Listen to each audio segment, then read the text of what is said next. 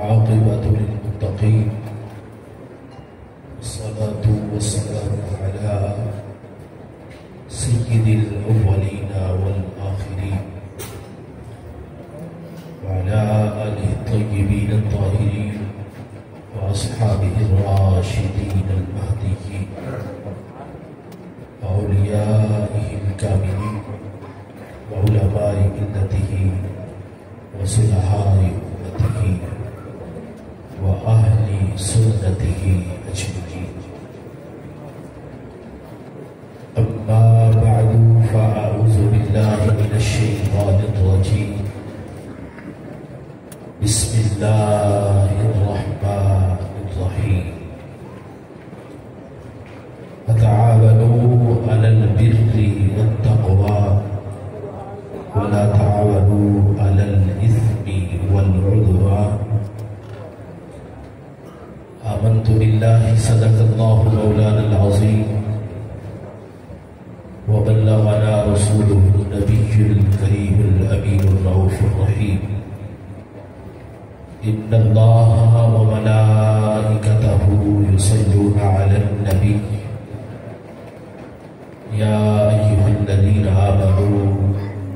صلوا عليه وسلموا تسليما. الصلاة والسلام عليك يا سيدي يا رسول الله وعلى آلك وأصحابك يا سيدي يا حبيب الله. الصلاة والسلام عليك يا سيدي يا رسول الله وعلى آلك وأصحابك يا سيدي يا رحمة للعالمين. مولاي صل وسلم دائما أبدا على حبيبك خير الخلق كلهم. يا رب بالمصطفى بلغ مقاصدنا واغفر لنا ما مضى يا واسع الكرم. والحبيب الذي ترجى شفاعته لكل هول من الأهوال مقتحم. رب صل وسلم دائما أبدا على حبيبك خير الخلق كلهم.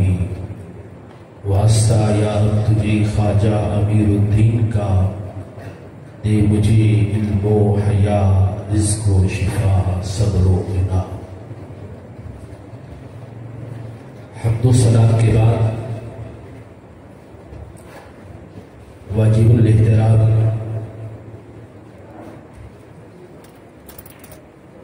قابل عزت تعظیم و تکریم علماء کرام، طلباء اعزام، عوام اہل سنت، بالخصوص کنز العلماء مفکر اسلام پروفیسر ڈاکٹر مفتی محمد اشرف آصف جلالی زیدہ شرفہ، چیئرمین تحریک لبیک یا رسول اللہ صلی اللہ علیہ وسلم و تحریک صراط مستقیم، آج کے اس خوبصورت نہایت ہی اہم اور وقت کی ضرورت پر عظیم الشان رؤیت ہلال سیمینار کا انعقاد کرنے پر میں قبلہ ڈاکٹر صاحب کو اور ان کی ساری ٹیم کو، جامعہ کے اساتذہ، طلباء اور جامعہ کے معاونین کو دل کی اتھا گہرائیوں سے مبارکباد پیش کرتا ہوں، اور ساتھ ہی ساتھ دعا کرتا ہوں کہ اللہ تعالیٰ اس کارواں کو حاسدین کے حسد سے اور شریروں کے شر سے محفوظ رکھتا ہوا منزل کے قریب در کرتا ہوا چلا جائے۔ آج کے رؤیت ہلال سیمینار میں جس علمی اور تحقیقی انداز میں آپ نے ڈاکٹر صاحب کی گفتگو سماعت کی، وہ صرف میرے لیے ہی نہیں بلکہ محراب و منبر اور مدارس کی مساجد پر بیٹھے ہوئے علماء، محققین، طلباء کے لیے علم کے اضافے کا ضرور سبب بن رہی ہوگی، اور بہت سارے لوگوں کو اس موضوع پر بڑے ہی خوبصورت دلائل کے ساتھ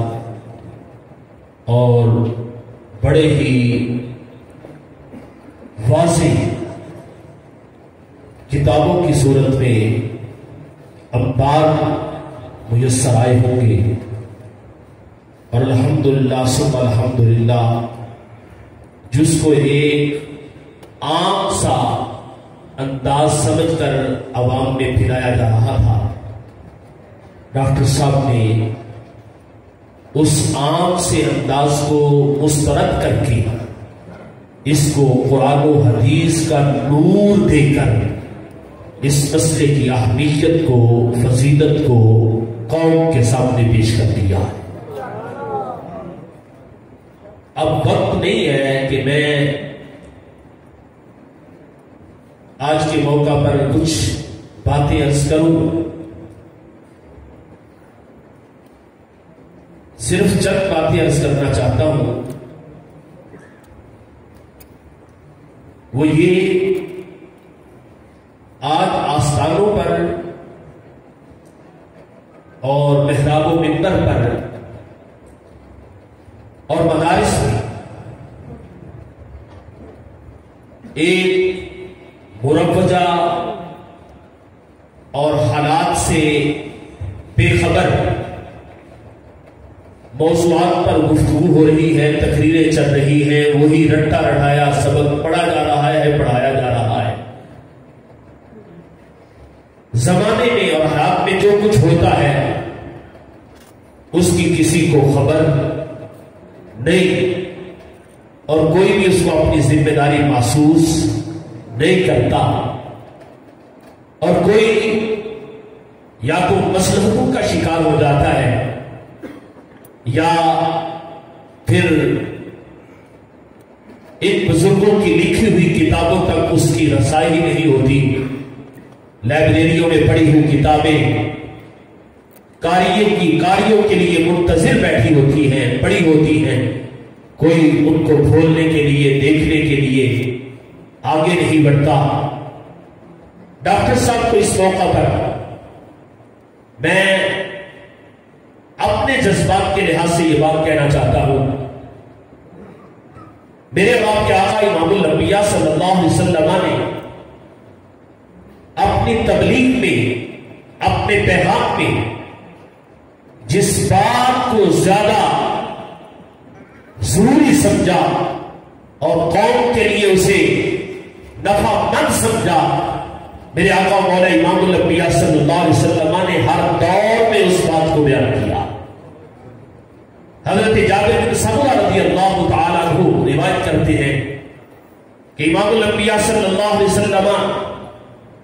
خطبہ دینے کے لیے کھڑے ہوئے، اور آپ دو خطبوں کے درمیان تشریف فرما ہوئے، قرآن مجید فرقان حمید کی آیات کی تلاوت کی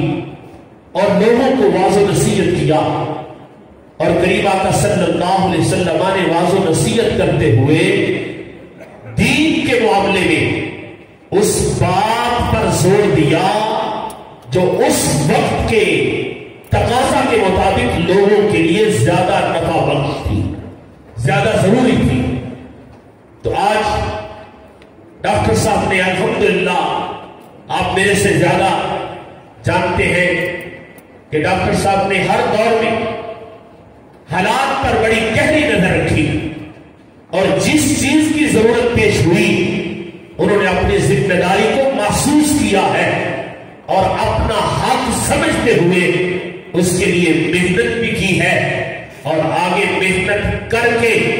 وہ خزانہ جو بزرگوں کا کتابوں کی صورت میں محفوظ تھا اس کو تلاش کر کے امت کے سامنے رکھ دیا ہے۔ آج تو تقریر ہوتی ہے واہ واہ کرنے کے لیے، اور اتنی ثقیل اور خوش گفتگو ہو اور اس کے لیے مغز ماری کی جائے، وقت دیا جائے اور اس کے لیے ریسرچ کی جائے، تو یہ خاصہ قبلہ ڈاکٹر صاحب کا ہے۔ اللہ تعالیٰ ان کو مزید صحت و عافیت کے ساتھ اس راستے میں استقامت عطا فرمائے۔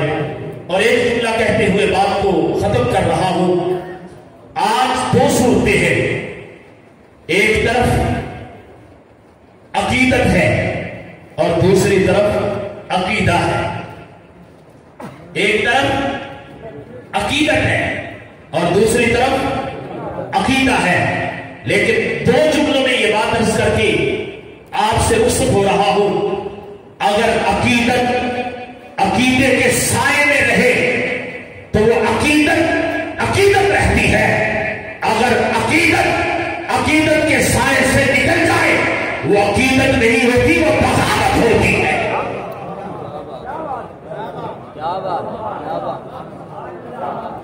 عقیدت کے آج متلاشیوں کو اور عقیدت کے دعوے داروں کو اور عقیدت کے لحاظ سے اپنی زندگی گزارنے والوں کو یہ میں پیغام دے رہا ہوں، عقیدت نفع بخش اس وقت ہوگی جب عقیدہ ٹھیک ہوگا، اور جن کے ساتھ تمہاری عقیدت ہے اگر ان کا عقیدہ اہل سنت و جماعت کا ہے تمہاری عقیدت تمہیں فائدہ دے گی، لیکن اگر وہ عقیدہ اہل سنت سے نکل گئے ہیں اور علماء نے برملا انہیں اہل سنت سے خارج کر دیا ہے، فارغ کر دیا ہے، چاہے باپ میں آسمانوں کا اس سے زیادہ نشین ہو ہزاروں کی تعداد میں، اس کے مرید بھاؤ نہ اس کی پیٹ اسے فائدہ دے گی، نہ مریدوں کی عقیدت اسے فائدہ دے گی۔ فائدہ تب دے گی کہ پیر عقیدہ اہل سنت پہ کھڑا ہو اور امیر مرید عقیدہ اہل سنت کی بہار دینے کے لیے سنت سے عقیدت کو فائدہ دے رہا۔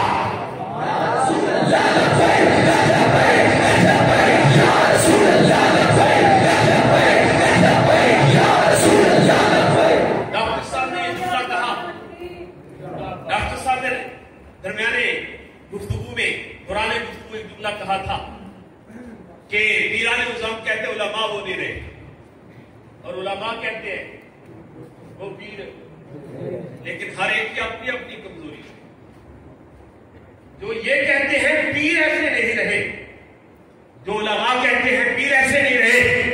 وہ اپنے میدان میں خود کمزور ہیں، وہ دوسروں کی طرف دیکھ رہے ہیں، اور جو پیر کہتے ہیں علماء ایسے نہیں رہے، ان کا علم کے ساتھ کوئی تعلق نہیں ہے۔ آج دونوں طرف سے ضرورت ہے۔ علم پر اگر عمل کا نور آ جائے تو پھر ہی بندہ عالم بنتا ہے، اور اگر علم بھی نہ ہو اور پھر عمل بھی نہ ہو تو اس کو بھی کسی چیز کا فائدہ نہیں ہوتا۔ علم کے ساتھ ساتھ عمل کا ہونا بھی اور جن کے پاس علم ہے پھر اللہ تعالیٰ نے عمل کا نور بھی عطا فرمایا ہے، پھر وہ دوسروں کی طرف نہیں دیکھتے، وہ اپنے حصے کا کام کرتے ہوئے منزل کی طرف بڑھتے چلے جاتے۔ لیکن ہم نے جب بھی بات کرنی ہے، بات یاد رکھیں، ہمارا ایک ہی انداز ہونا چاہیے، الحب للہ والبغض للہ۔ ہماری محبتیں بھی اللہ کے لیے ہیں اور ہماری عداوتیں بھی۔ اگر یہ راستے سے نکل گئے یا یہ انداز نکل گیا تو پھر نہ خدمت دین ہے، پھر نہ حضور سید عالم صلی اللہ علیہ وسلم کے راستے اور دین کی تبلیغ ہے، پھر تو نفس پرستی ہے۔ دعا کریں اللہ ہمیں نفس پرستی سے بچائے، ہمیں عقیدہ پرست بنائے۔ الحمدللہ ہم عقیدہ پرست لوگ ہیں، ثم الحمدللہ ہم عقیدہ پرست لوگ ہیں۔ ہم نے حالات میں گہری نظر رکھی ہوئی ہے، اور پھر حالات پر گہری نظر رکھ کے اگر وہ اپنوں میں سے اٹھتا ہے، بگڑ کے آتا ہے، ہم اس کی بھی خبر لیتے ہیں، اور بگڑو وہ سے بھی سر اٹھاتا ہے، ہم اس کا بھی سر کچلنے کے لیے میدان میں آ جاتے ہیں۔ اللہ تعالیٰ اس ادارے کو اور اس ادارے کے معاونین کو اور ان اساتذہ کو، طلباء کو، اور اللہ تعالیٰ اس دسترخوان علم و حکمت کو تاکہ آنے قیامت آباد و شاد رکھے، اور اللہ تعالیٰ اہل سنت و جماعت کو ڈاکٹر محمد اشرف آصف جلالی جیسے عظیم بندے کی قدر کرنے کی توفیق عطا فرمائے، اور جو گونگے تھے آج وہ تنقید کی دنیا میں بول رہے ہیں، اللہ تعالیٰ کی بارگاہ میں ہم ان کی ہدایت کے لیے دعا کرتے ہیں۔ اللہ تعالیٰ انہیں آج کے اس پچھلے پہر میں، رات کے پچھلے پہر میں دعا کرتے ہیں اللہ انہیں ہدایت عطا فرمائے، اور اپنے بزرگوں کے مشن پر پلٹ کر آ کر کھڑے ہو کر زندگی گزارنے کی توفیق عطا فرمائے۔ وآخر دعوانا ان الحمد للہ رب العالمین۔